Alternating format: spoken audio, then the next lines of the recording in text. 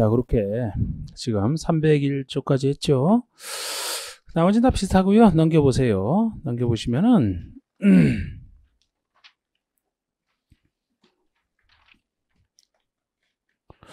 그 302쪽에 그 참고라고 되어 있는 거 한번 볼까요? 중간에 박스에 그 참고라고 되어 있는 거.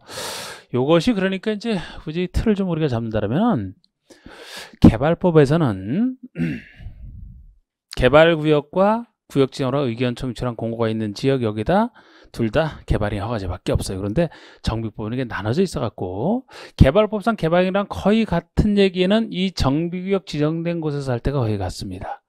주로 이때부터 사업을 잘 하면 되는 그런 통제를 적용하면 되기 때문에. 근데 이제 혹시 이거 전이라면 정비구역 지정 전이라면은 일반적으로 통제할 필요는 없는데 특히 투기랑 관련해서 통제할 필요가 있으면은 전체 개발행위가 아니고 우리 보통 개발행위 허가는 사업에 지장을 주는 것들 다라고 했잖아요. 정비구역 지정 전이면 사업에 지장을 주는 것들 중에서 특히 투기랑 관련된 두 가지 행위만, 그것도 필요한 경우 통제할 수 있어요. 꼭 해야 되는 것도 아니에요.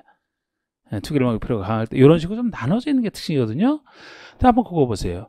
그래서 우리 박스에 보시면 국장 등은 비경제적인 건축행위 및 투기 수의 유입을 방지하려고 투기 수의 유입을 막기 위해서 이런 특별한 필요가 있을 때 기본 계획을 공람 중인 정비 예정구역들은 정비계획 수립 중인, 그러니까 정비 예정구역이면은 우리 기본 계획 내용에 속하는 것이죠. 정비 예정구역이 됐든 아니면 정비계획을 수립 중인 곳도 구역 지정 전이잖아요. 정비 수립하고 나서 구역 지정하는 거죠. 구역 지정 전을 얘기하네요. 구역 지정 전에는 3년의 기간을 정하여 다음 행위를 제한할 수 있어요. 아까 정비구역에서는 저절로 허가를 받아라 이렇게 하고 있지만 여기는 제한할 수 있고 여기는 안 나와 있지만 이 제한된 행위에 대해서는 허가를 받아야 되거든요. 그러니까 이 경우는 아래 두 가지만 허가를 받으라는 거예요. 결국 아래 두 가지만 허가를 받으라는 건데, 아까 수많은 개발 행위 중에서도 건축물의 건축과 토지 분할 두 가지만 여기서는 허가 대상이 돼요. 아까랑 다르죠? 이건 투기랑 직접 관련된 행위를 보는 거예요. 정비사업을 방해할 수 있는 모든 것이 아니고 직접 투기랑 해서 제일 많이 쓰는 게 소유자 수 늘리는 거 두 가지거든요. 직접 소유자 수 늘리는 거. 건축을 통해서 단독주택 부셔버리고 공동주택 지어서 짓는 거, 그래서 건물 소유자 수 늘리는 거 많이 썼던 것이고, 토지 분할을 통해서 토지 소유자 수 늘리는 거, 이 두 가지만 여기서는 허가 대상으로 한다는 거, 이런 식으로 나눠져 있다라는 거, 그 정도만 말씀드리고, 자, 이제 정비계획 해제는 지금 여기서 할 필요 없고요. 넘겨보세요. 넘겨보시면 307쪽에 3절에 재건축 정비계획 위반을 위한 안전진단이 나와 있습니다. 여기랑 관련된 거. 저는 원래 이제 위반할 때 이제 저는 다뤄요. 지금은 정비계획 지정까지 본 이후에 지금 여기 나와 있는데, 정비계획 지정하기 전에 정비계획 위반해서 나오는 거. 또 재건축에 대해서 재건축 정비 위반할 때만 나오는 재건축에 대한 예외지 다른 데서는 안전진단 필요로 하지 않습니다. 옛날에 아파트 재건축할 때 아파트가 재건축을 할 만할 때 재건축을 하라. 너무 멀쩡한 거 재건축하지 말아라. 그래서 안전진단을 요구했거든요. 그 후신이야. 그래서 지금도 아파트를 주로 재건축하는 재건축에서만, 재건축 정비 위반하기 전에 재건축을 할 만한지 안 한지를 판단하기 위해서 안전진단을 신청해서 안전진단을 받아야 된다는 겁니다. 재건축에 대한 예인데, 그 1번에 양가로 1번 보시면 정비계획 위반권자는 위반과 관련해서 한다니까요. 재건축 정비계획 위반을 위해서 정비예정구역별 정비계획 수립 시기가 지나면 오면 안전진단을 실시해야 된다. 그래서 어느 사업의 정비계획 위반 시기가 오면은, 수립 시기가 오면은 안전진단을 하라는 거예요. 재건축에 관련돼서만 인정하는 예외라니까요. 다른 사업이면 기본적으로 틀립니다. 재건축에서만. 이게 이제 재건축 정비계획 수립 시기가 도래하면 해야 되는 안전진단인데,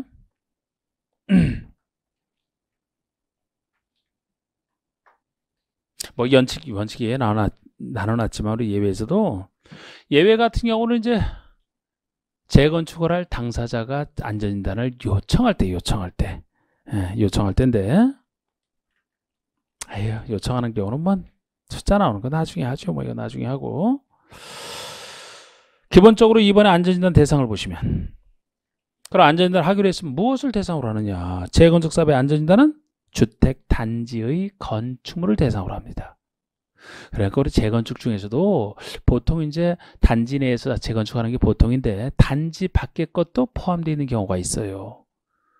근데 안전진단을 해야 된다면 옛날부터 큰 건축물만 안전진단 대상으로 해왔기 때문에 단지 내의 건축물을 대상으로 한다. 그럼 단지 밖에 있는 건축물은 안전진단 대상이 아니다라는 것이. 단지 내에 있는 건축물이라면 공동주택과 부대, 복리설 얘기하지 않습니까? 예를 들어 단지 밖에 단독주택이 재건축에 포함되어 있다 하더라도, 예외적으로 포함되어 있다 하더라도 그건 작기 때문에 할 필요 없다는 거예요. 단지 내 건축을 대상으로 구체적으로 합니다. 다만 이때도 0으로 정하는 다음의 주택단지의 건축물이라면 안전진단 대상에서 제외할 수 있다는 거, 안 할 수 있다는 겁니다. 단지 내의 건축물이라 하더라도 원래는 해야 되지만 안 할 수 있는 경우가 빡센데, 이게 이제 안전진단을 어디다 하는지에 대한 얘기니까 이것도 기본 중에 속하는 거예요. 그런데 여기 이제 5가지가 나와 있나요? 1번은 그냥 이해하세요. 이해하셔. 이 내용을 이해하시라고, 빼먹을 이해하라는 얘기 아니고. 빼먹은 거 이해하라는 얘기를 알았어요? 아니죠. 내용을 이해하시라고. 천재지변 등으로 주택이 붕괴되어 신속히 재건축을 추진할 필요가 있다고 시장허수가 인정하면, 자, 안전진단을 하려고 봤더니만 이미 주택이 붕괴돼요. 이미 주택이 무너졌대요. 끔찍하죠? 그럼 이걸 안전진단을 해봐야 알아요? 해봐지 않아도 알아요? 그러니까 할 필요 없다 이 얘기예요. 이거 빨리 재건축을 해야지 뭘 안전진단을 해보고 합니까? 진단을 해봐야 합니까 이거를. 이번에 주택의 구조 안전상 사용금지가 필요하다고 시장허수가 인정을 했대요. 붕괴된 건 아니야. 붕괴된 건 아닌데 얼마나 쓰는 게 위험하면 사용금지가 필요하다고 인정했을까요? 엄청 위험하죠? 재건축 할 만하죠? 바로? 안전진단 없이도?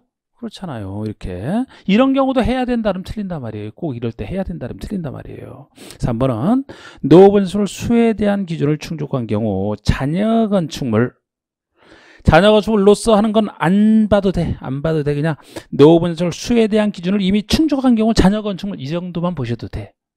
여기는 안 해도 될 것까지 적어놨는데, 예를 들어 여러분 재건축에 대해서 하려면은 재건축 정비계 수립하려면 그 노후분양 수에 대한 일정한 기준이 있어야 재건축을 할 만하다고 봐서 사업을 진행하거든요.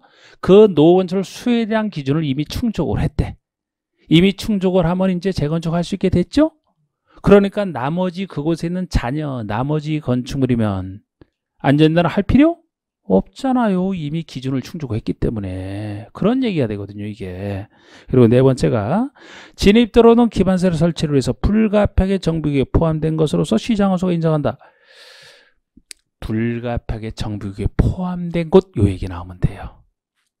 그러니까 우리가 재건축을 하면 보통 세대수가 늘어나기 때문에 기존에 사는 사람들보다 인구가 늘어나게 되고, 늘어나게 되면 뭐 진입도로 이런 거 확보하고 막 그래야 되기 때문에 여러 가지 사유로 어쩔 수 없이 정비구역에 불가피하게 포함됐다라면 그곳에는 정비사업을 꼭 해야 될 땅이기 때문에 왜? 불가피하게 포함됐으니까 굳이 안전진단 할 필요 없죠. 그죠? 해봐서 안 할 겁니까? 안전진단 해봐서 문제 있다고 안 할 겁니까? 불가피하게 포함된 곳인데 어차피 해야 되니까 안전진단 할 필요 없다 보시면 돼. 그러면 나머지 하나가 뭐냐 하면은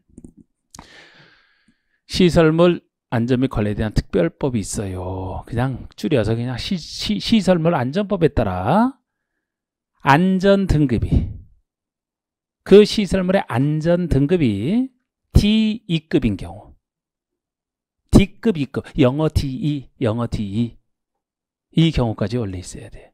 여기에 빠지는 거야. 그게 나중에 신설된 건데, 아이고 또 벌써 한 2년 됐죠. 지금 신설된 지. 그런데 여기 빠져 있네.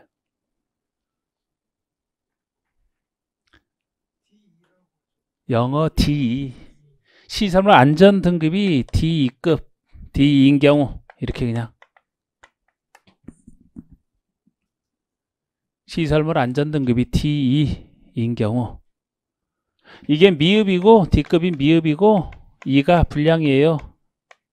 우리 공법에서는 영어 쓰는 거 참 드물, 거의 영어 안 써. 그런데 이게 참 보기 드물게 볼 수 있는 영어예요, 영어.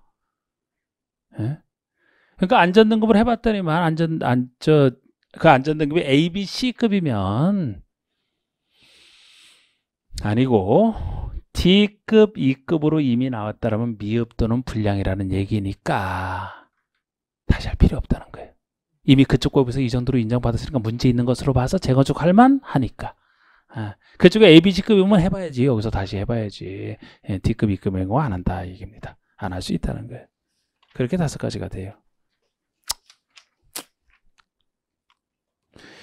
그냥 그 정도 보시고 일단 좀 더 세부적인 거 하느냐 마느냐 그것만 지금 보여드렸어요 제가. 그 다음에 이제 그러면 이제 정비 위반 관련 것까지 있으니까 정비교육까지 있고 그럼 시행자 파트?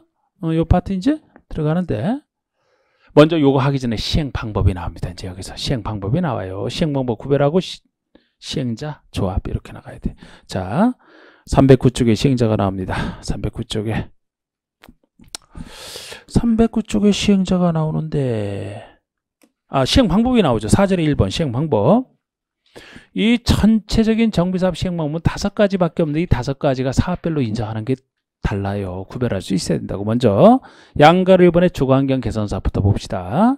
주거환경 개선사업은 다음에 어느 하나에 해당하는 방법 1, 2, 3, 4 4가지에다가 이를 혼용하는 방법까지 해서 혼용은 둘 이상을 섞어 쓰는 것이라 결국 박스에 4가지랑 혼용하는 것이라 해서 5가지 다 인정하는 게 주거환경 개선사업이에요. 그럼 첫 번째는 뭐냐?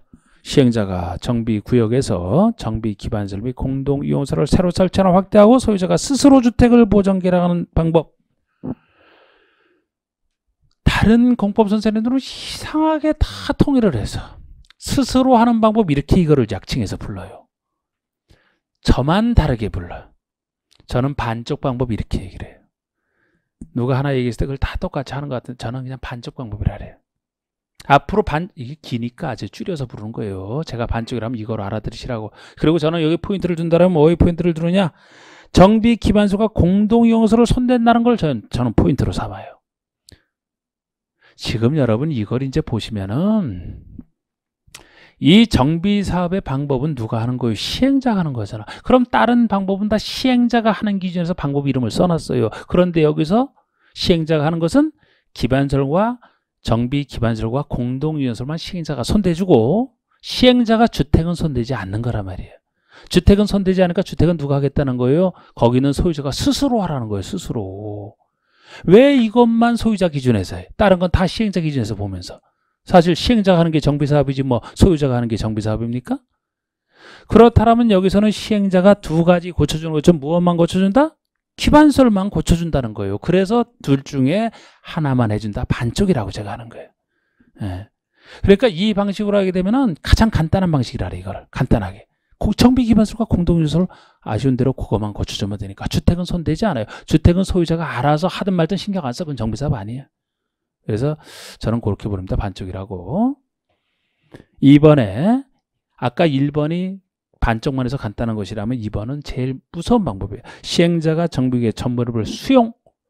시행자가 수용을 해서 시행자 것으로 만든 상태에서 그곳에 주택을 건설했다라면 그 주택을 그곳에 살고 있는 토지등 소유자에게 우선 공급하거나 주택이 아닌 토지, 대지를 준다라면 토지등 소유자나 토지등 소유자 외의자에게 공급하는 방법. 이거를 줄여서 제가 수용 방법이라고 합니다. 수용 방법.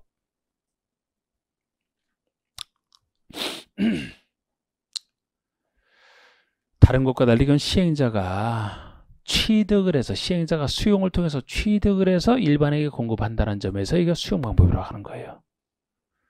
그런데 수용한 상태에서 글쎄 주택을 지으면은 토지등 소유자에게 우선 공급하라는 것이고 주택이 아닌 대지라면 토지등 소유자가 됐든 외의자가 됐든 누구에게나 대지는 줄 수 있고 주택만 소유자에게 우선 공급하라는 얘기인데 이게 왜 무서운 방법이라 하는 거냐. 시행자는 좋아요. 그런데 소유자 입장에서는 무서운 방법이 되는 거예요.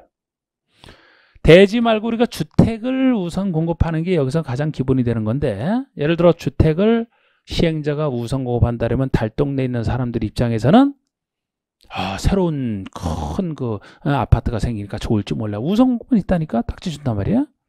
그런데 사실상 못 들어가요. 수용 방법이니까. 그곳에 있는 사람들에 대해서 시행자가 먼저 취득할 때 보상금 주고 취득하죠. 그 보상금 할 때는 달동 내니까 엄청 가격이 낮게 되겠죠. 그죠? 그러면서 공급할 때는 우선 공급만 줄 뿐이지 아파트 공급할 때 가격은 제대로 다 받는단 말이에요. 그러면 거기 있는 사람들이 우선 공급권이 있어도 차익을 내야 들어가지, 차익을 낼 돈이 있으면 처음부터 거기서 살았겠냐고요. 그래서 다른 정비사업에서는 보통 그곳에 있는 사람들을 도와주기 위해서 정비사업 하는 건데 수용 방식으로 하게 되면은 고향 떠날 수밖에 없어. 대부분이 떠나요. 그래서 그곳에 있는 사람이 무선 방법이란 거예요. 다른 사람들이 다 딱지 사고 들어와서 그냥 일반 사람들이 들어온다니까, 다른 데 사는 사람들이. 그래서 서울에 그 전에 봉천동이랑 신림동, 특히 봉천동에서 주거환경 개선 사업 달동네 할 때 그곳에 살던 사람들이 거의 다 옮겨가서 만든 게 성남의 판자촌이 되는 거예요. 고향 떠날 수밖에 없는 방식이야. 그 대신 시행자는 좋아하는 게, 소유자는 뭐 아프든 말든 시행자는 좋아하는 게, 본인이 보상금은 적게 주고 공급할 때는 많이 받기 때문에 이 차익을 시행자가 다 챙긴단 말이에요. 그러니까 시행자는 선호하죠. 이따 보시면 요거로 할 때 민간인이 스스로 못해요. 공공시행자만 하게 돼 있어요. 이 사업은. 그러니까 시행자가 챙겨도 민간인이 스스로 했다라면 자기네들이 챙겨서 자기네들이 나눠가면 괜찮을 것 같죠? 아니야. 공공이 무조건 하기 때문에 민간인은 떠날 수밖에 없는 무서운 수용 방법입니다. 이게. 근데 제일 이 방법으로 제일 많이 해요. 개선 사업에 대해서는. 다음에 시행자가 환지로 공급하는 거. 땅과 땅을 바꿔주는 게 환지잖아. 환지로 하게 되면은 이제 우리 개발법이었던 환지 이런 걸 준용해서 하겠죠. 그리고 4번에 시행자가 정비에서 인가받은 관리처분에 따라 주택 등을 건설하고 공급하는 방법. 이게 관리처분에 따라 주는 보통 방법이에요. 여기 인가받은 관리처분에 따라 공급을 한다. 인가받은 관리처분에 따라 공급한다. 이게 주로 관리처분에 따라 하는 게 주택 등을 지어주는 방법이잖아요. 이게. 자, 그러니까 전체 5가지 방법밖에 없어요. 가장 간단한 반쪽짜리, 가장 무서운 수용 방법, 땅을 줄 때는 환지, 건물 줄 때는 관리처분계획, 땅, 건물, 그리고 섞어서는 혼용 5가지가 다 주거환경 개선 사업이고, 넘겨보시면 재개발 사업은 2가지 방법 중에 하나입니다. 재개발 사업은 정비의회에서 인가받은 관리처분에 따라 건축물을 건설해 공급하거나 환지로 공급하는 방법, 이 둘 중에 하나예요. 그러니까 재개발은 관리처분에 따라 주는 방법 하나, 환지로 하는 거 하나, 이 2가지지 다른 거는 쓸 수가 없습니다. 그 아래 재건축 보세요. 재건축은 정비에서 인가받은 관리처분계에 따라 주택, 부대복리시설, 오피스를 건설해 공급하는 방법으로 한다. 관리처분에 따라 주는 방법 하나만 인정이 됩니다. 그런데 이게 주로 아파트 재건축이기 때문에 관리처분에 따라 짓더라도 주택과 부대복리시설을 주고, 주택이 아니지만 오피스텔이라는 건물까지 지어줄 수는 있는데, 이때 오피스텔은 예외적으로 허용되는데 언제 허용되는지는 제가 나중에 말씀드릴 때 할 것이고, 결국 재건축은 관리처분에 따라 주는 방법 하나만 쓴다는 것이 다른 게 나오면 틀려요. 여기 보세요. 그리고 이걸 구별할 수 있어야 된다니까. 그런데 이렇게 이제 전체 5가지 방법밖에 없는데, 그죠? 5가지, 둘, 하나밖에 없잖아. 이거를 구별할 때 아까 그 느낌대로 하시란 말이야. 이렇게 딱 잡아놓고. 자, 제거배러면 보통의 사업이죠? 제가 보통의 사업으로 보내요. 보통의 사업이니까 보통의 2가지 방법을 쓴다 보시면 돼요. 항상 정비사업은 환지 방식의 도시개발과 비슷하기 때문에 그쪽과 비교를 해봤다라면은, 보통이라면 인가받은 관리처분에 따라 주는 방법, 요게 당연히 있고, 이게 건물 줄 때 이게 쓰는 것이라면 요거랑 비슷한 땅 줄 때는 환지, 둘을 비슷해서 비교해보니까. 그래서 이 건물 줄 때 관리처분계획, 땅 줄 때 환지, 요 2가지 방법만 쓴다. 왜? 보통의 사업이니까. 이렇게 해서 기억을 하시란 말이에요. 여기서 뭐 수용이나 반쪽짜리가 나오는 순간 틀립니다. 여기는 보통의 방법 2가지만. 그러면 개선사업이라면 개선사업은 왜 5가지 다 쓰느냐? 요 생각하시면 돼요. 생각하시면. 아까 반쪽이라서 특수하다? 개념상 요렇게만 한다면 무조건 반쪽짜리 방법만 쓰는 것이고, 그럼 달동네라면 5가지 다 씁니다. 그래서 합이 다 5가지 다 되는 거예요. 어느 방법을 쓰든지 간에 다 여기는 5가지가 다 나오고. 왜 그럼 달동네는 5가지냐? 왜 특수하다 그랬어요? 워낙 고칠 게 많아서 달동네라서 특수하다 그랬잖아. 그러면 여기가 제일 정비사업이 시급한 곳이죠? 정비법에서 인정하는 모든 방법을 다 동원해서 최선을 다해서 정부 사업 제일 급하게 하는 곳이 여기라 그렇습니다. 건물 줄 때 관리청에다 줄라면 주고 안 되면 환지로 해서 주든지 이것도 여의치 않으면 반쪽으로 간다 급하게 반쪽으로만 하든지 강력한 수용 방법을 통해서 하든지 섞어서는 게 필요하면 섞어서는 하든지 5가지 다 인정해야 돼. 왜? 고치기 제일 특수한 사업이니까. 그럼 재건축은? 재건축은 작은 아파트 재건축만 생각하시라고 했으니까 아파트 재건축하는 것은 관리청에 따라 건물 새 아파트 받는 거 하나밖에 없죠. 환지로 받는 것도 여기서 못 쓰는 거예요. 환지로. 안에 아파트 받을 때 아파트에 대한 대지 지분은 얼마밖에 없는데 그걸 땅으로 받는다고요? 그 땅 받아서 거기다 뭘 하라고 거기다가. 몇 평밖에 안 되는데 뭘 하라고. 당연히 새 아파트를 지어서 받을 수밖에 없으니까 건축물 지어주는 관리청에 따라주는 방법 하나만 쓰는 거죠. 그래서 아파트 재건축에 참여하시는 분들이 새 아파트 들으려고 들어가지 다른 뭐 땅 받으려고 들어가는 건 못 보셨을 거예요 아마. 그렇게 생각해서 하시면 돼요. 진짜 여러분들은 참 하여튼 특이해. 뭐라고 이제 잔소리하기도 아주 이제 지쳤어. 아니 이해가 되면 좀 제발 반응을 보여달라니까요. 지금 다른 데보다 진도가 늦어 지금 여기가. 왜? 이런 얘기 하는 바람에. 이 5가지 지금 어떻게 되면 이해가 되는지 됐어요? 보내야지 내가 같이 보내야지. 지금도 내가 계속 망설이고 있잖아 지금 여러분들 보면서. 이렇게 5가지의 둘 하나 차이를 아는지 모르는지를 파악하는 문제 때문에 지금 진도가 늦어진다고 지금. 아니 모르면 고개를 흔들라니까. 그럼 내가 그런 판단할 필요 없이 그냥 바로 다시 들어가니까. 알면은 안다고. 지금 알고 나서 기억하는 건 반복해야 기억하는 거고 지금 상태에서 이렇게 하는 게 이해가 되면 보여달라니까요. 지금 30분 남았는데 이거 제가 저녁반이면 30분 정도 좀 더 일찍 하기 때문에 잘 덜 물어봐요 여러분들보다는. 거긴 또 전 너무 늦게 끝나면 또 집 가기도 힘들잖아요. 그래서 덜 물어보면서 시간에 맞춰 하지만 여긴 제가 최대한 여러분들 보는 거 그거 보고 따라가야 된다니까. 오늘 아마 2시 넘겨야 될 것 같아 지금. 2시 넘겨요. 네, 지금 상태로 봐서는 안 돼. 자 시행자 보세요. 이제 시행자. 힘들어.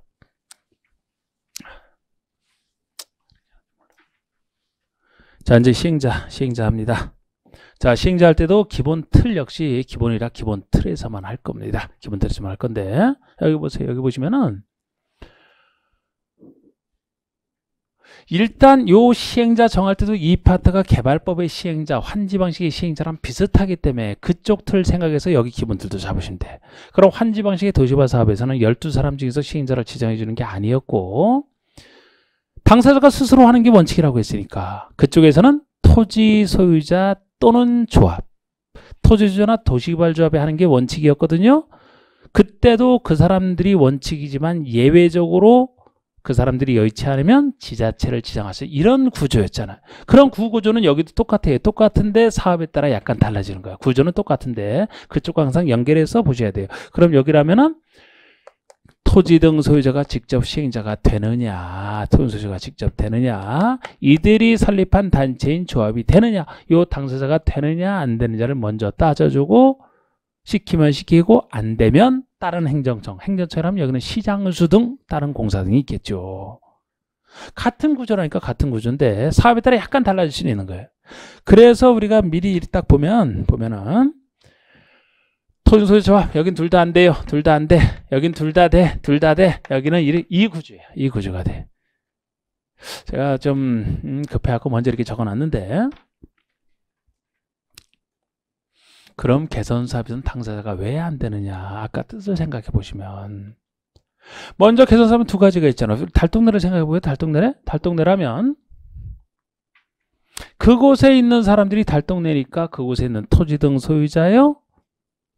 시행자 될 능력이 없다고 보는 거야. 왜? 너무 가난해서. 시행자가 자기 이름으로 자기 돈으로 사업을 해야 되는데 할 만한 능력 아예 없다고 보는 거예요. 이들이 설립한 조합 단체이기 때문에 좀 더 낫습니까? 아니요. 그래도 조합을 하면 조합원들이 이 사람들이 되는데 조합의 돈은 조합원들이 나눠내야 되거든요. 역시 조합 결성하다고 없는 돈이 생기나요? 둘 다 안 돼요. 그럼 혹시 반쪽짜리 사업에선 되느냐? 반쪽짜리라면 기반설만 고쳐주는 거고 기반설은 원래 누가 해요? 원래 행정청이 기반설은 설치해주는 게 원칙이잖아. 그러니까 달동네를 따지든 아니면은 반쪽짜리를 따지든 개선사업에 속하는 경우에는 둘 다 민간인이 아예 안 되는 거예요. 여기 성격상 아예 안 돼. 그러면은 누가 하느냐? 토지공사 조합이 안 되니까 공공이 하는 거예요. 공공이. 공공시행자라면 시장의수, 행정처라면 시장의수 등이 한다 그랬잖아요. 저 둘 빼는 거 다 시장의수 등이니까. 시장의수 등이 하든지 주택공사를 지정하여 하게 하든지 이런 공공이 시행자가 될 수밖에 없는 게 개선사업이 되는 거예요. 왜? 민간에는 아예 안 되니까. 아예 안 돼. 그리고 재개발은 둘 다 됩니다. 그런데 우리 재개발과 재건축에서는 원래 토지소유가 안 될 일 없는데 법에서 정해놓기를 개발법에 없는 내용을 정해놓은 거 있어요. 토지 등 소유자가 정비사업 하고 싶으면 민간인 중에 그래도 단체를 좀 더 믿을만 하니까 토지소유가 정비사업 하고 싶으면 조합을 설립해서 하라. 조합 설립 의무에 대한 규정이 있어요. 그래서 토지 등 소유자는 기본적으로 조합 설립해서 해야 됩니다. 그래서 이게 재개발 재건축 조합이 되는 거예요. 단 재개발 사업에는 다시 예외가 인정해서 여기서는 그 수가 20명 미만이다. 그러면은 너무 작으니까 조합이라는 단체를 결성하지 않아도 된다는 예외 규정이 있어서 결국 그 수가 20명 미만이면 20명 미만인 경우에는 토지 등 소유자가 그 사람들이 20명 미만인 사람이 그대로 단체 없이 모여서 시행을 할 수가 있고 조합을 결성할 수도 있고 안 할 수도 있는 거예요. 근데 재건축은 무조건 조합을 결성해서 해야만 되지 토지소유자가 하는 경우는 없어요. 결국 이 기본적인 틀인데 이 틀을 기억할 때도 이렇게 보시면 돼요. 아까 우리 계속 했듯이 이게 정비사업과 비슷한 보통의 정비사업이라고 했잖아. 개발사업과 비슷한 보통의 정비사업이잖아. 보통의 정비사업이니까 저쪽과 비슷해요. 저쪽처럼 토지 소유자 조합, 토지 등 소유자 조합이 둘 다 있는 것은 재개발이고 요건 제가 특수해서 달동네든 아니든 아예 안 된다 그랬죠? 그리고 요거는 재건축, 주로 재건축이 예외 인정하는 사업이라고 했으니까 이 재개발에 비해서 예외, 조합만 된다. 이런 구조로 여기에 대해서도 이제 이 사람들이 각각 이 사람이 시행을 하든 이 사람이 시행하든 일단 이렇게 보여드리는데 공동 시행할 때 하는 것도 있는데 평상시 이걸 잘 내진 않으니까 지금 할 건 아니고 지금은 역시 이 정도 선에만 해주세요. 이 정도 선에만 해주신데 이렇게 틀을 잘 잡으시고 그래 이렇게만 합시다. 이렇게 자 311쪽에 봐주세요. 311쪽에 정비사업 시행자인데 먼저 1번 주거환경 개선사업 시행자가 나오잖아요. 주거환경 개선사업이라면 1, 2번이 나와 있는데 둘 다 토지 등 소유자나 조합은 애초에 없어요. 토지 등 소유자나 조합은 애초에 없습니다. 토지 등 소유자 조합 X고 제가 이 그림 잘 보시면 돼요. 예. 동그라미 1번은 시행자가 정비구역에서 둘로 1, 2번이 둘로 나눠져 있어요. 나눠져 있어갖고 1번이 반쪽짜리로 할 때고 양거리 2번이 달동네를 얘기하는 거예요. 반쪽짜리 사업이고 2번은 그래서 여기 시행자가 정비구역에서 정비 기반시설 공동시설을 새로 설치하거나 확대하고 소유자가 스스로 주택 개량하는 방법으로 시행하는 주거환경 개선사업은 즉 반쪽짜리 방법으로 한다라면은 시장수가 직접 시행하되 토지 주택공사 등을 시행자로 지정하여 시행하게 하려는 경우에만 토지 소유자 과반수 동의를 받아야 된다.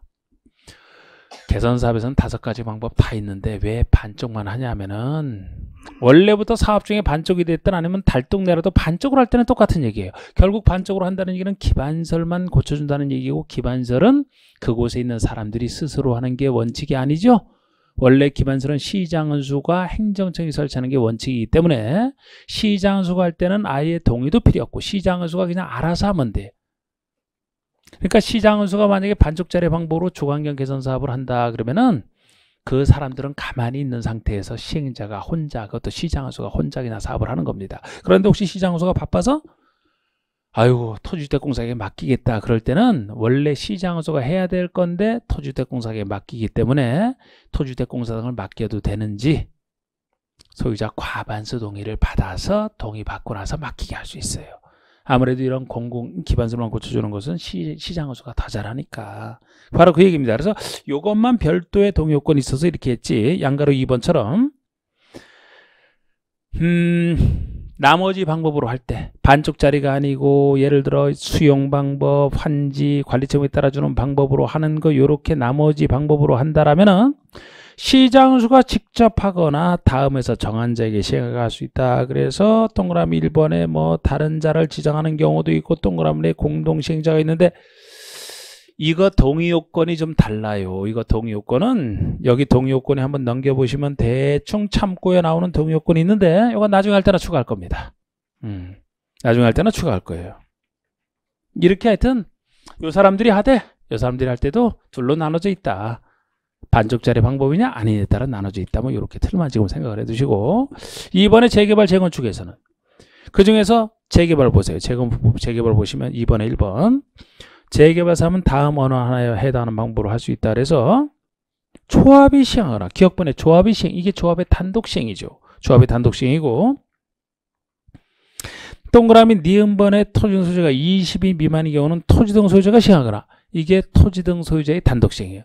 뒷얘기는 각각 공동시행에 대한 해당하는 얘기니까 나중에 제가 해드릴 겁니다. 그러니까 재개발 사업만큼은 단독 시행자를 따지면 조합이 되기도 하고 사람 수가 20명 미만이면 토지등 소유자, 토지등 소유자 조합 둘 다 나오는 게 여기 기본이죠. 그런데 재건축을 보세요. 그 아래 재건축을 보시면 조합이 시행하거나 뒤는 공동시행에 불과하고 단독 시행은 조합밖에 없잖아. 재건축에선 토지등 소유자가 없잖아요. 그러니까 여러분은 이렇게 틀을 잡고 여기 기본인데 조합은 이 둘만 있죠. 정비사업은 셋이지만 조합은 둘만 있기 때문에 여기 정비조합을 한다면 여러분들 틀 속에서 틀을 잡으실 때 재개발 조합이냐 재개발 조합이냐 재건축 조합이냐 이 두 조합을 놓고 시작을 하셔야 된다고. 개발 조합은 하나만 있잖아요. 정비조합이라면 재개발, 재건축 두 조합만 있지 주거환경 개선 사업에 대해서는 아예 조합이 없다 그랬고요. 토지등 소유자가 시행자로 등장한다면 재개발 사업밖에 없어요. 결국 조합은 이 둘만 있는 것이고 이 구조를 통해서 그걸 알아두시고 됐어요. 요렇게 됐고 다른 예외 지금 다 하네. 얘 다 하네요. 얘 다 안 하는데 314쪽에 시행자는 그 정도 선에서만 하고 314쪽에 4번에 재개발 재건축 사업의 사업 대행을 봅시다. 이게 사업 대행에 대한 기본 틀이에요. 사업 대행에 대한 기본 틀을 보시겠습니다. 사업 대행에 대한 기본 틀을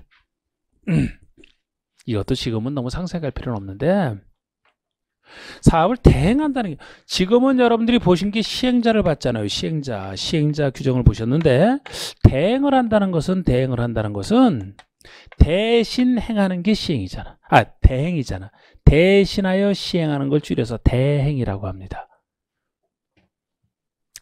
여기 정비법의 대행이 보통의 대행인데 여기 정해진 시행자, 처음부터 대행자를 정하는 경우는 없잖아요. 시행자가 있는데 왜 시행자를 대신 행하느냐. 시행자가 제대로 자기를 못하니까 대행을 할 거예요. 그죠? 제가 시행자는 공공과 민간으로 나눈다 그랬죠. 공공과 민간 중에서 어느 시행자가 못하니까 대행이 필요할 것 같아요? 보통 대행이? 민간이 못하지 공공이 못하는 경우는 없다 그랬죠. 그죠? 그래서 바로 민간 시행자가 못할 때 공공에 해당하는 자가 그 민간 시설을 대행하는 게 대행이기 때문에 우리 제목에서 지금 재개발 재건축에서 대행 이렇게 얘기하고 있는 게 당연한 얘기예요. 개선 사업 하나에 민간인이 못한다 그랬죠? 공공만 하는 거죠? 그러니까 여기서는 대행이 나올 수가 없는 거예요. 여기서는. 여기서도 이제 예외적으로 시장허수가 하는 경우에서 그럴 때가 아니고 여기 토지등소나 조합, 여기라면 조합. 토지등소나 조합이라는 민간 시행자가 못할 때 대행이 필요한 거예요. 그래서 재개발 재건축에 대응을 합니다.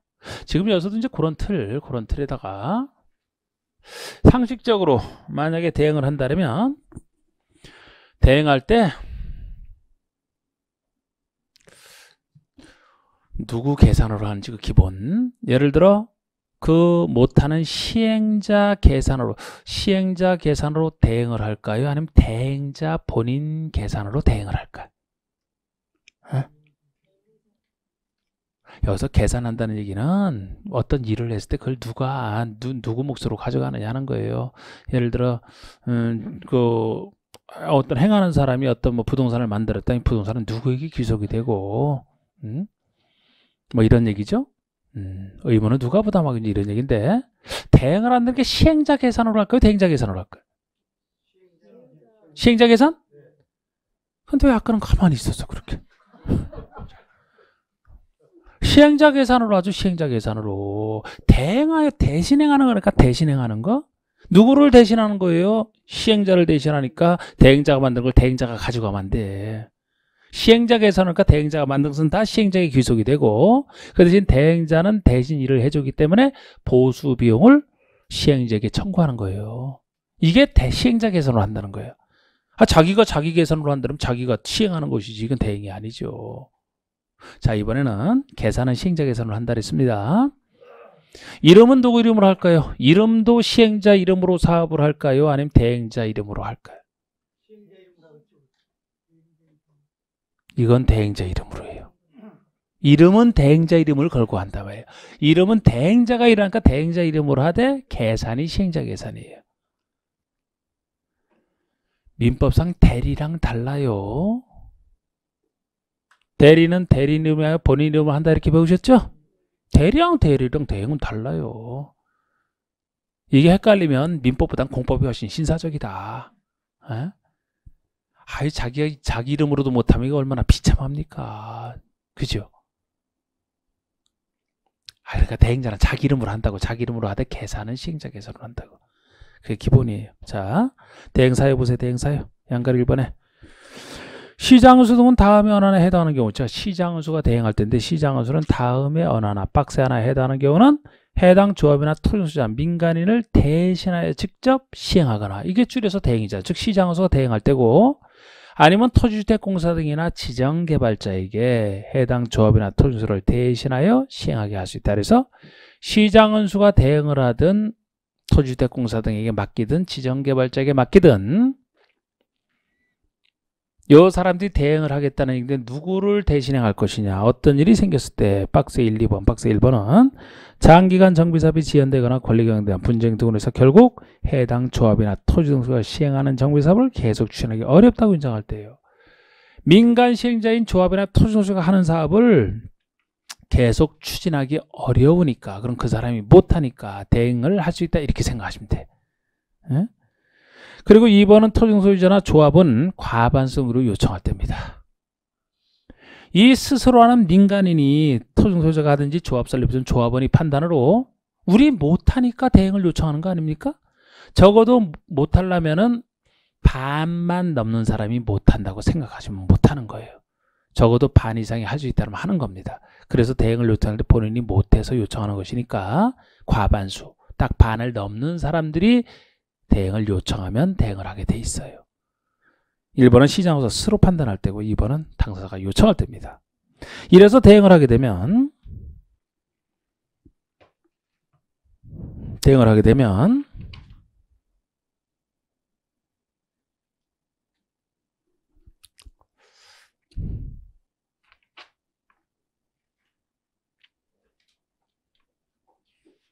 아, 4번에 1번, 양가로 4번에 1번, 양가로 4번이게 동그라미 1번. 대행자는 정비사업을 대행하는 경우 대행에 대한 고시란 날 다음 날부터 대행 완료 고시 대행할 때 그 기한까지, 자 여기 나오잖아요. 자기의 이름 및 시행자 계산으로 시행자 업무를 집행하고 재산을 관리한다. 자기 이름이 여기서 대행자 자기 이름이죠. 그러니까 이름은 대행자 이름으로 하되 계산만큼은 시행자 계산 구별하시라고요. 자기 이름이 시행자 계산으로 업무를 집행하고 재산을 관리합니다. 일단 그 정도 기본만 보세요. 기본만. 됐어요. 나머지 좀 더 추가하고. 자, 넘겨보시면 여기서도 벌써 또 시공자 선정 얘기가 나오네. 아하, 시공자 선정은 지금 할 거 아닙니다. 일단 여러분, 저라면은 지금 시행자를 했잖아요. 조합을 해야 돼, 조합을. 조합의 시행자로서 조합 아닙니까? 그리고 시공자는 정해진 시행자가 나중에 선정하는 게 시공자예요. 그러니까 조합을 시행자로서 먼저 한 다음에 그래서 이제 조합 같은 경우 토중수요자라면 시공자를 언제 선정하는지 그 얘기가 뒤에 나와야 되는 거예요. 그래서 조합을 먼저 합니다. 자, 우리 저 시공자 지금 볼 게 아니야. 시공자는 논리적으로 뒤에 나와야 돼. 320쪽의 조합 얘기잖아요. 320쪽 이게 이제 시행자로서 조합 얘기야. 정비법상 시행자 중에서 제일 중요한 조합 얘기입니다. 제목이 조합 설립 추진위원회 조합 설립 이렇게 돼 있죠. 자, 여기 조합 얘기인데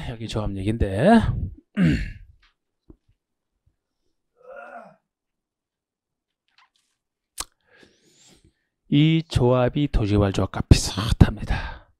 그래서 우리 도시개발조합에서 제가 했던 얘기, 법인이기 때문에 일단 법인 성격 똑같아. 거기나 여기나 설립인가를 받아야 되고, 설립인가 받고 나서 법인이기 때문에 등기를 해야 성립하고, 뭐 민법상 사단법인을 준용하고, 조합이 완성이 되면 조합원이 누가 되는지, 임원이 누가 되는지, 총회 대원회의가 이런 구조가 비슷하단 말이에요. 차이점 위주로 공부하시면 돼요. 그런데 내용이 훨씬 여기가 더 많아. 내용이 훨씬 더 많은데 우리 뭐 개발법 그 수준에서 일단은 기본만 잡을 겁니다. 아주 복잡해지면 이것도 어려워져요. 응? 그런데 일단 가장 기본적인 차이 중에 하나가, 여기는 조합 만들기 전에 이 조합을 누가 만들 것이냐, 조합 설립 추진위원회 제도가 있다는 것이 가장 기본적인 차이예요. 개발조합에서는 없어요. 개발조합에서는 설립인가를 신청할 때 그래서 누가 신청하나요? 우리 배웠듯이 토지 소유자 7인 이상이 설립인가를 신청한다 그랬죠? 여기는 그렇게 되는 게 아니고 누가 설립인가를 신청하겠어요? 조합 설립 추진위원회가 신청한단 말이에요. 추진위원회가. 그런 식으로 이제 차이가 나고, 조합 파트는 다시 또 조합을 보겠습니다. 그래서 먼저 1번에 조합 설립 추진위원회부터 보세요. 추진위원회. 01번에 양가로 1번. 조합을 설립하려는 경우에는 정비구역 지정고시 후에, 이게 추진위원회 구성 시기예요. 그러니까 정비구역 지정된 이후에 추진을 구성하는 것이지, 정비구역도 지정되기 전에는 추진위원회도 만들어서는 안 돼. 정비구역 지정고시 이후에 다음 사항에 대해서, 다음 사항, 박스에 해당하는 사항에 대해서 토지소유자 과반수동의를 받아 추진위원회 구성할 때 동의 요건이 과반수동입니다. 나중에 조합 설립인가 신청할 때 동의 요건은, 추진위원회가 설립인가 신청할 때 동의 요건은 훨씬 더 복잡해요. 그런데 추진위원회 구성할 때는 과반수 동의로 충분해. 일종의 준비단체에 불과하고 최소한의 추진위원회가 날림만 하면 안 되면 돼요. 즉 둘 이상 생겨서 혼란만 안 주면 되기 때문에 최소한의 동의 요건인 과반수 동의, 딱 과반수가 50%를 넘는 게 과반수이기 때문에 최소한의 요건으로 둘 이상은 성립이 안 되는 거예요. 어느 쪽에 과반수를 채웠으면 다른 곳은 과반수 동의를 받을 수가 없죠. 그래서 그냥 간단한 과반수 동의다 이렇게 보시면 되고, 과반수 동의를 받아 조합 설립이란 추진위원회를 구성하여 시장운수 등의 승인을 받아야 됩니다. 좀 까다로운 인가받는 것도 아니에요. 그냥 시장운수 승인으로, 승인이 인정해 주는 게 승인이에요. 그냥 정비법 보니까 시장운수가 우리 추진위원회 구성했으니까 우리 인정해 주세요. 그러면 시장운수가 승인해 주면 완성이 되는 겁니다. 과반수 동의. 그럼 어디에 대해서 이렇게 동의를 받아 만드느냐? 박스를 보시면은 박스 1번 정도만 보세요. 추진위원회 위원장을 포함한 5명 이상의 추진위원회 위원과 2번의 운영 규정에 대해서 동의를 받는 거예요. 그러니까 추진위원회를 구성할 때는 추진위원장을 포함해서 추진위원수, 전체 위원수가 5인 이상을 뽑아놓고, 그리고 운영 규정을 만들어 놓고 여기에 대해서 동의를 받으러 거예요. 여기서 과반수 동의를 받아야 이제 구성이 되는 겁니다. 그래서 개발법에서는 추진위원회 제도는 없었지만 인가 신청할 때 토지자 7인 이상이 했는데, 그 역할을 여기서는 추진위원회가 하는 것이죠. 추진위원회 위원수가 5명 이상이에요. 그쪽엔 7명 이상이에요. 5명 이상이 되는 겁니다. 이런 차이점이 있고요. 그 다음에 02번의 추진위원회 기능이 나오는데, 여러 가지 조합 설립을 위한 준비 업무를 담당한다 보시면 돼요. 02번에 1번. 추진위원회는 다음의 업무를 수행할 수 있다 그래서 준비 업무로 보시면 돼요. 아직 추진위원회는 조합 설립되기 전이죠. 그러니까 조합의 업무랑 구별하시는 공부를 하시면 돼요.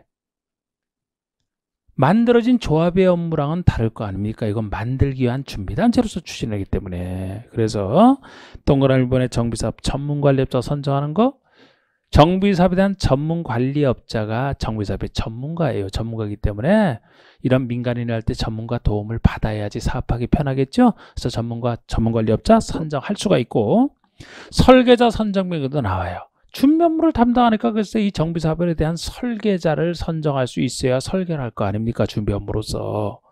그리고 계략적인 정비사업 시행계획서예요. 계략적인이 들어가야 맞습니다. 여러분 여기 그냥 시행계획서라든지 관리처분계획은 시행자가 만드는 계획이죠. 조합이 만들어진 조합이 시행자로서 그 계획을 만드는 것이지 추진하는 업무가 아니죠. 추진은 아직 조합 만들기 전이라니까요. 그러니까 시행계획서라면 조합의 업무야. 계략적인이 붙어야 맞는다고. 계략적인이 추진의 업무에서는. 아까 제가 지나갔던 시공자 선정 같은 거 시행자가 선정하는 거예요. 여기든 안 나왔지만 요거든 관리처분계획이든 아니면 시공자 선정이든 이거는 추진의 업무가 아니죠. 왜? 시행자로서 조합의 업무니까. 응? 여기 나와 있는 거. 조합 설립인가를 밖에 한 준비 업무, 여러 가지 준비 업무. 그 밖에 5번 영의정한 업무, 영의정한 업무가 이제 설립인가 신청해야 되니까 설립인가 신청해서 막 주민 동의 받으러 다니는 거 이런 거 다 여기 들어갑니다. 여러 가지 준비 업무로 생각하시면 돼요. 됐고.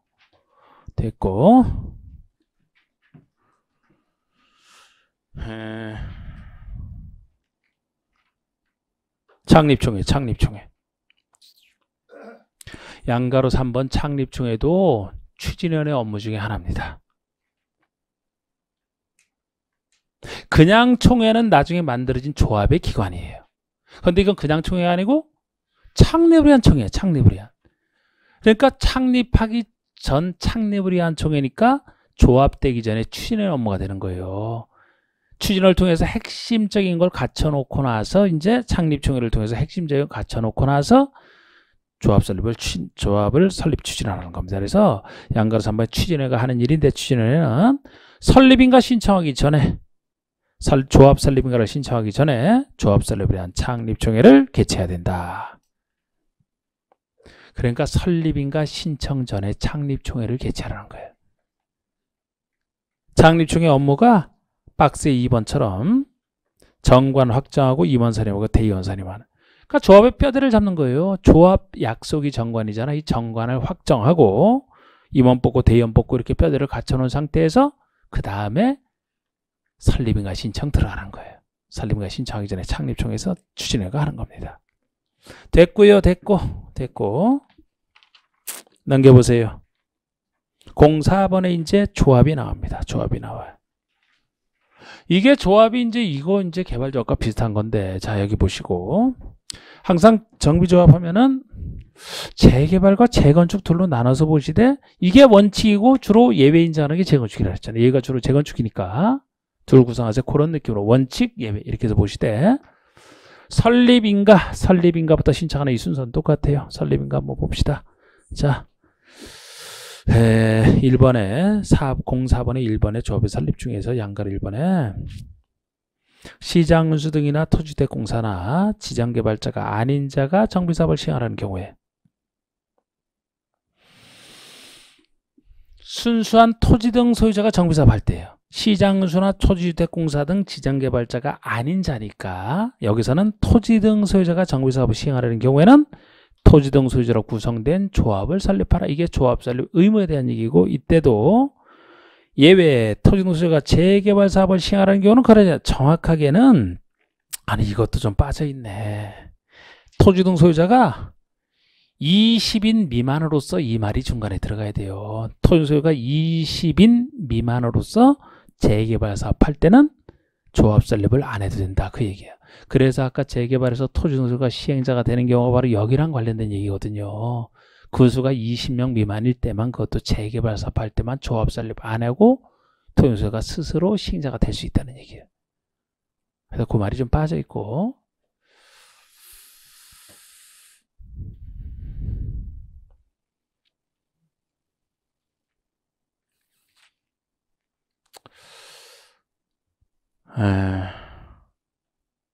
그 다음에 이제 조합설립 의무와 관련된 거 한번 제가 보여드렸고, 양가로 2번, 양가로 3번이 아까 추진회가 설립인가 신청할 때 동의요건 갖추는 걸 얘기합니다. 그래서 마치 개발조합의 설립인가 동의가 중요했듯이 정비조합의 설립인가 동의도 중요한 거예요. 자, 먼저 2번에 재개발사업의 설립인가 신청부터 볼까요? 재개발 사업의 추진회가 조합을 설립하려면 추진회가 신청 들어가는 건데 설립하려면 재개발이죠. 토지 등 소유자 4분의 3 면적 2분의 2 이상 소유자 동의를 받아 시장은수의 인가를 받아야 된다. 정비법이니까 설립인가 권자한도가 됩니까? 시장은수 등이 되는 건 너무 당연한데 설립인가 동의 요건이 토지 등 소유자 4분의 3 면적 2분의 1 동의잖아. 요 동의 요건 431 동의에요. 431 동의. 카운터다운 동의. 제가 도시개발조합에서는 설립인가 동의가 면적 3분의 2 이상 소유자 동의와 총수 2분의 1 면적 먼저 나오고 사람수 뒤에 나와요. 3분의 1은 일반 동의라고 했잖아요. 그런데 정비법에서는 사람수 동의부터 먼저 나오고 뒤에 면적이 나와. 옛날에는 사람수 동의만 있었는데 이것도 나중에 MB 정권 때 이것이 면적이 추가돼서 복잡하게 된 거예요. 이게. 근데 면적 기준으로 동의를 받으라는 것도 역시 그런 면적 기준으로 받게 되면 면적 많이 가진 사람일수록 유리하거든요.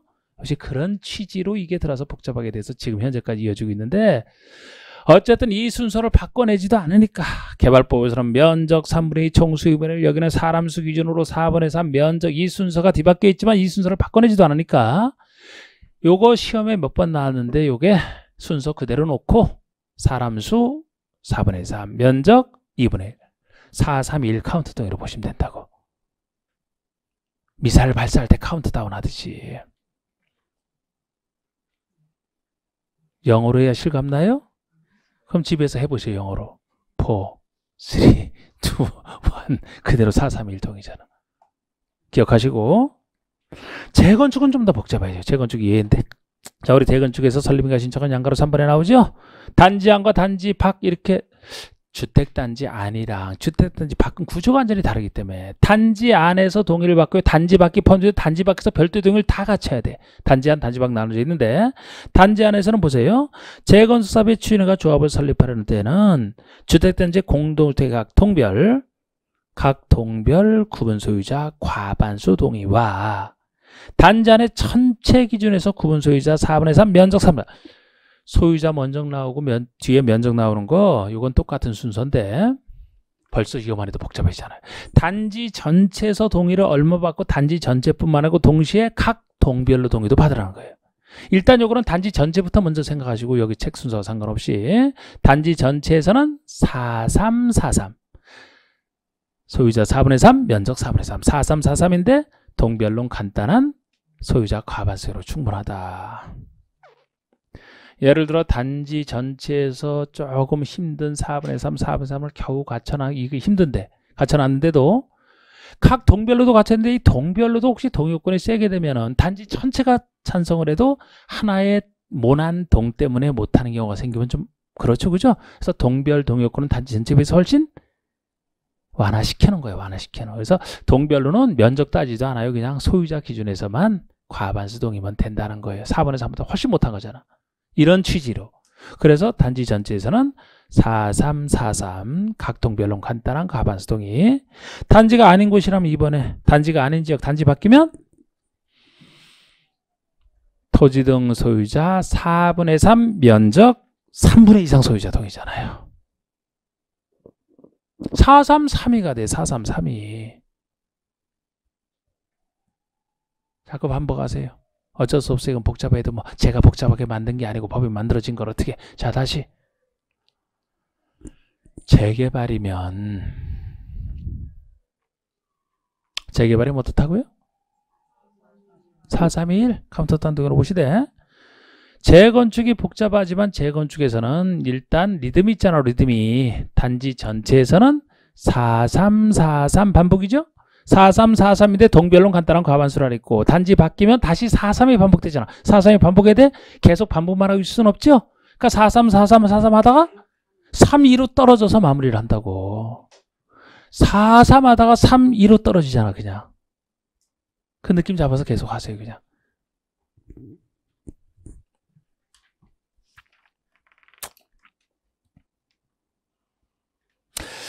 여기 이번에 토지등수이자 동의 방법 등에 대해서는 이건 나중에 할 때 추가할 겁니다. 이게 뭐 개발법보다 훨씬 더 복잡한 부분이 있어서 그래요. 자, 327쪽에 조합의 법인격을 보시면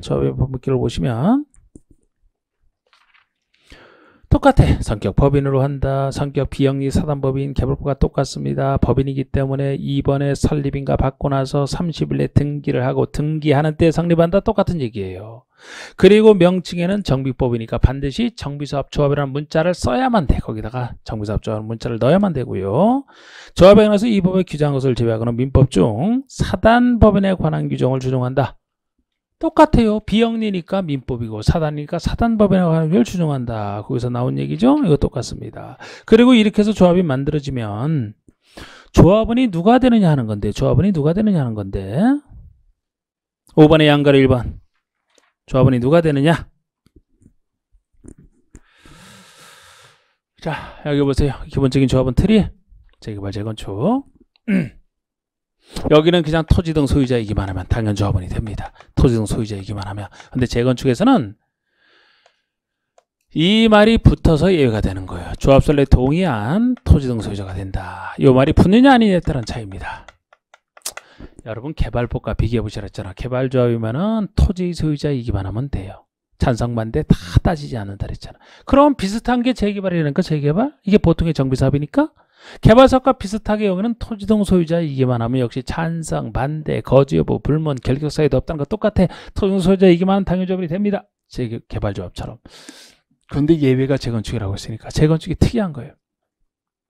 아까 배웠던 재건축의 토지 등 소유자 중에서 조합 설립에 동의한 자만 되는 게 예외적 현상이라고. 그러면 재건축할 때만큼은 재개발과 달리 조합 설립에 반대를 했다. 그러면은 조합원이 안 돼요. 물건 못 받아. 현금으로 정산받을 수밖에 없어. 그냥 찬성한 사람만 되기 때문에. 이런 차이점 정확히 아시고 일단 그걸 기본으로 해서 여기서는 좀 더 이제 세부적인 것까지 들어갈 겁니다. 개발법과 달리 좀 더 세부적으로 들어가요. 자, 보세요. 1번의 조합원. 정비사업의 조합원은 토지 등 소유자로 하되 토지 등 소유자이기만 하면 당연 조합원이 된다는 거 아닙니까? 그런데 여기도 토지 소유자의 괄호 속에 재건축 사업의 경우에는 재건축 사업에 동의한 자만 해당한다. 그러면 결국 재건축에서만큼은 동의한 사람만 되니까 결국 분석을 하면 두 조합밖에 없고 재개발이면 토지 등 소유자이기만 하면 당연 조합원이 되지만 재건축이라면 재건축에 동의한 토지 등 소유자만 한다 이 얘기잖아요. 이때도 다음에 어느 하나에 해당하는 때는 그 여러 명을 대표하는 한 명을 조합원으로 본다. 그래서 박스에 하나에 해당할 때는 대표자 한 명만 처음부터 조합원으로 봐서 그 자에게 물건 주겠다는 겁니다. 이런 얘기가 여기 개발법은 없고 정비법에만 있는 얘기인데 자, 동그라미 1번이 토지나 건축물의 소유권과 지상권이 여러 명의 공유. 자, 우리 토지나 건축의 소유권과 지상권을 여러 명이 공유하고 있다라면 공유하고 있는 사람 하나하나를 다 조합원으로 보는 게 아니고 대표자 한 명만 조합원으로 보는 건 당연한 얘기예요. 개발법 업진학이랑 성질은 다 비슷한 얘기예요. 그런데 2번, 3번이 좀 특이한 얘기가 있는데 2번에 여러 명의 토지 등 소유자가 한 세대에 속한다라면 대표자 한 명만 조합원으로 보겠다는 겁니다. 자, 요거 한번 상식적으로 생각해 볼까요, 여러분? 지금 조합원이 기본이고 이건 개발법 없는 얘기인데 상식적으로 생각을 해봐요. 자 하면 여기를 보셔야지. 지금 어쩔 수 없어. 지금 2시 넘어서 지금 하잖아. 예? 이건 제 탓이 아니에요. 이건 보통은 다른 데 2시만 다 끝나 그냥. 근데 하도 가만히 있기만 해서 그래. 가만히 있기만 해서. 아까처럼 글쎄 여러 명이 하나의 물건을 여러 명이 공유하면 당연히 대표자 한 명만 적어놓은 건 당연한데 이번에는 여러 사람의 각각의 토지 등 소유자가 있단 말이에요. 이게 각각의 토지 등 소유자. 그럼 원래는 이 사람들이 조합원이 돼야 된단 말이에요. 각각. 근데 이 사람들이 한 세대에 속한다. 부자 세대. 이 한 세대에 속하는 각각의 세대원이 각각 토지 등 소유자란 말이에요. 그러면 여러 명이 한 세대에 속하니까 여러 명을 각각 조합원으로 봐서 물건을 각각 주는 게 아니고 한 세대에 속해 있다는 점에서 대표자 한 명만 보겠다는 거예요. 여기서 이들 중에서 만약에 이걸 A를 대표자로 뽑았다면 이 A만 조합원이 된다는 겁니다. 다른 사람 물건 못 받아요. 바로 이런 얘기가 정비법에만 있는 얘기예요. 예? 대표자 한 명만. 그런데 이렇게 만약에 이 규정이 있다라면 한 세대에 속하고 있으니까 요렇게 한 명만 대피자 한 명으로 인정받는다면 세대를 한 세대에서 분리해 나가면 될 거 아닙니까? 분리해 나가면. 그죠? 주민등록만 옮기는데 주민등록 옮기면 요거 B가 주민등록 다른 데로 옮겼어요. C 다른 데로 옮겼어요. 그럼 각각 독립된 세대를 구성하지 않습니까? 그럼 세대가 다르고 세대가 다르면 각각을 조합원으로 인정받을 수 있죠? 그럼 머리 쓰는 사람은 당연히 이렇게 할 거예요. 당연히 이렇게 올 거예요. 이런 걸 막는 장치가 더 필요하지. 그래서 아무리 옮겨도 소용없는 경우가 있어요. 아무리 옮겨도 소용없다는 얘기는 아무리 옮겨도 독립된 세대로 인정 안 해주고 무조건 한 세대로 봐서 그냥 한 명만 인정해 주는 경우가 있어요. 어차피 옮기든 말든 어차피 사회적 법적으로 같이 살아야 될 사람. 같이 살아야 될 사람. 일단 배우자 같이 살아야 돼요. 그러니까 배우자는 무조건 옮겨놔도 소용없어. 옮길 생각하지 말아요. 그냥. 옮겨놔도 소용없어. 한 세대로만 인정받으니까. 또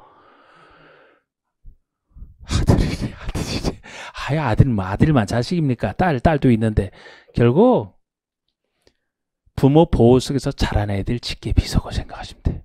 다 큰 직계비속 말고 다 크면 나가야지. 미성년인 직계비속이야. 부모 조 이거를 존속이라래. 직계 존속이라래. 형제 자매들은 반계고 반계가 아니고 직계 존비속 위로 직계 존속 아래로 비속인데 직계 비속만 얘기한다. 그러니까 자손 증 이렇게 나가는 게 직계 비속입니다. 그런데 미성년인 직계 비속. 미성년 몇 세 미만? 19세.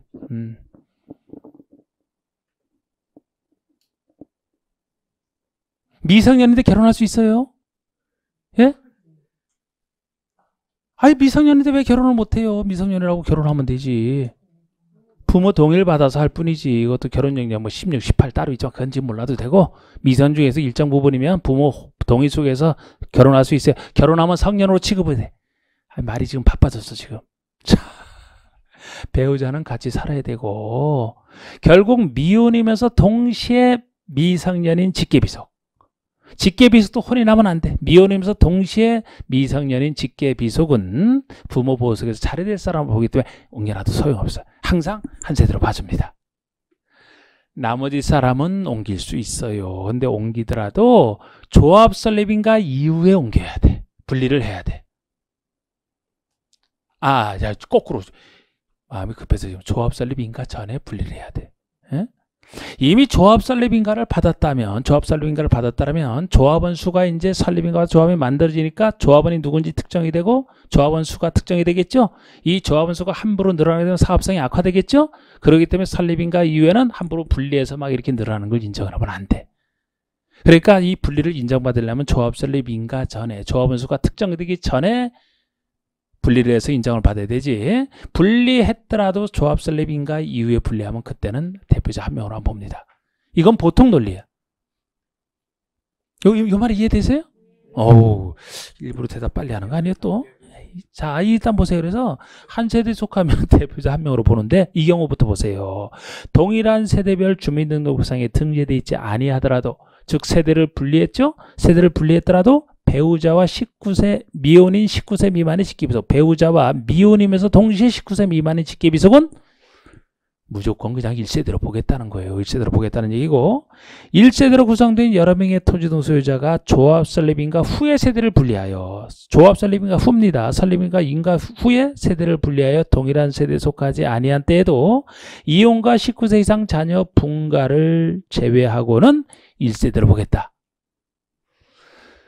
그러니까 분리했다 하더라도 조합 설립인가 전에 분리하지 조합 설립인가 이후에 분리했다면 분리를 인정 안 하고 한 세대로 보겠다는 뭐를 제외하고 이혼과 19세 자녀 분가를 제외하고 아까 배우자의 반대가 이혼이죠. 그리고 만약에 성년자가 돼서 19세 이상 돼서 분가를 한다 그러면 그때는 어쩔 수 없이 인정을 해주는 거예요. 이혼하거나 19세 이상 자녀 성년에서 분가할 때는 조합 설립인가 전후에 상관없이 항상 그 분리를 인정해 준다고 보시면 돼. 아까 혼인과 그것의 반대예요. 반대. 그리고 보통 사람이라면 설립인가 전에 분리해야지 설립인가 이후에 분리했을 때는 한 세대로 봐주겠다는 겁니다. 그리고 동그라미 3번 보시면 요거 조합 설립인가 후에 똑같아 취지가 설립인가 후입니다. 설립인가 후에 한 명의 토지 등 소유자로부터 토지나 건축의 소유권과 지상권을 양수하여 여러 명이 소유하게 된 때 한 사람이 있었는데 여러 땅을 가지고 있어. 여러 땅을 가지고 있더라도 한 사람이 여러 땅 가지고 있어요. 그러면 한 사람이잖아. 한 사람. 이 사람 조합원으로 봐야 되는데 요거를 예를 들어 이거를 B가 취득했어요. 요거를 C가 취득했다고 가정합시다. A는 요것만 가지고 있고 요거 B, C가 취득했어요. 그러면 토지등 소유자 수가 3명으로 늘었지만 역시 아까 같은 취지이기 때문에 조합 설립 인가 전에 이렇게 됐으면 이 사람들을 각각 전원으로 보겠습니다만 설립인가 후라면 조합원 수가 함부로 늘어나면 사업성이 악화돼서 안 되겠죠? 설립인가 이후에는 이렇게 했더라도 이 사람들을 각각을 보는 게 아니고 한 세대로 봐서 대표자 한 명만, 한 세대가 대표자 한 명만 보겠다는 거예요. 아까랑 취지가 비슷하잖아요. 이게 설립인가 후가 전제되어 있는 거예요. 자, 이 정도가 조합원에 대한 얘기고 또 넘겨봅시다. 넘겨보세요. 7번에 조합의 임원 나오면 조합의 임원이 나오는데 여기서 조합장, 이사, 감사 이런 얘기들 기본적인 구조는 똑같아요. 역할이나 구조는 똑같습니다. 그런데 여기는 막 임원의 수, 자격부터 막 복잡하게 해놨어요. 역시 지금 하는 건 아니에요. 지금 하는 건 아니고 옆에 페이지 양가로 이번에 임원, 조합 임원의 직무해서 조합장이나 뭐 이사, 감사 얘기가 1, 2번 이거 똑같아요. 똑같은 얘기고 양가로 3번의 임원의 결격사유 거의 같아요. 임원의 결격사유 거의 같습니다. 우리 결격사유 중에서 박스에 미음번만 여기 하나 추가되어 있을 뿐이지 이것도 살짝 뒤에 말씀드리는데 거의 같다고 보시면 되는데 동그라미 3번 여기만 있는 얘기 중에 동그라미 3번 보시면 퇴임 전에 퇴임된 임원이 퇴임 전에 관여행위는 효력을 잃지 않는다. 이런 규정도 있어요. 여러분 임원의 결격사유에 해당되면은 임원은 자동 퇴임이야. 해임시킬 필요가 없어. 자동 퇴임이 되는데 자동 퇴임이 됐을 때 퇴임 전에 이미 관여한 행위를 어떻게 볼 것이냐 하는 얘기입니다. 퇴임 전에 이미 관여한 행위는 효력을 잃지 아니하다니까 유효하게 보겠다는 거예요. 원래는 자격 없는 사람이 했지만 어쩔 수 없다는 거예요. 법적 안정성을 위해서. 만약에 이미 자동 퇴임된 이후에 한 행위는 당연히 무효죠. 그런데 퇴임 전에 이미 관여한 행위는 자격 없이 했다 하더라도 그거를 무효로 놓게 되면은 거기에 터잡은 다른 행위가 다 줄줄이 무효가 되기 때문에 법적 안정성이 너무 침해돼서 안 돼. 그래서 퇴임된 이미 퇴임 전에 이미 관여한 행위는 효력을 잃지 아니한다, 유효하다 이렇게 보는 거예요. 이거 무효라는 틀립니다. 이런 얘기도 있고 지금 이제 그쪽과 비교해서 다 넘겨보세요. 우리 뭐 총회 의결 이런 것도 다 총회 있지만 대의원에서 차이점 한번 볼까요? 대의원에 자 333쪽에 양가로 6번 대의원에 이 대의원에 보시면 동그라미 1번 조합원의 수가 100명 이상인 조합은 대의원을 두어야 한다. 두어야 한다. 100명 이상일 때 두어야 한다요. 이거는 개발법과 차이가 나잖아요. 우리 개발법에서는 도시개발조합의 대의원에는 50명 이상일 때 둘 수 있는 유일한 임의기라 그랬죠. 정비법에서는 대의원회가 100명 이상이지만 두어야 한다. 필수가 된단 말이에요. 개발법과 차이가 났습니다. 이건 둘 수 있다가 아니에요. 두어야 한다. 필수예요. 개발법에서는 50명 이상 둘 수 있다는데 그런 차이점 이렇게 보시고 나머지는 좀 더 세부적인 내용이 이렇게 많잖아요. 이건 뭐 나중에 할 때 하는 것이고 자 이렇게 조합까지 끝냈습니다. 조합까지 끝냈어요.